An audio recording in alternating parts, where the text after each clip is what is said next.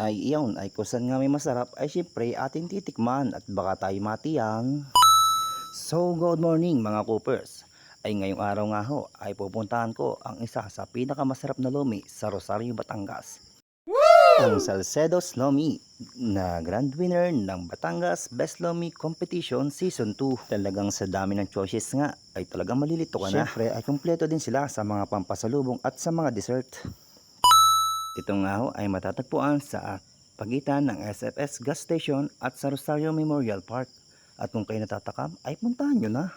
At ang ating nakasanayan nga na lalo nagpapasarap ay ang kalamansi, chili, fried garlic at ang toyo ng mga jowa nyo ay sauce. Kita mo naman ang toppings, talagang toppings pa lang ay talagang napakasarap na.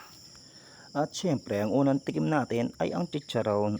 Ay Diyos, ay pagkalutong parang sinampigan ng jowa ay aw. At pagdating nga sa kanilang pasta ay tikita mo naman kulay palaan ay talagang matatakam ka na. Unang subo, salamat ho Panginoon.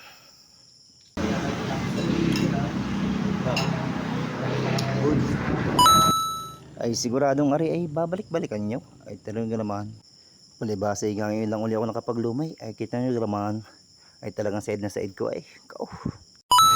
Ay busog na naman paano? Sekretary. Bye bye.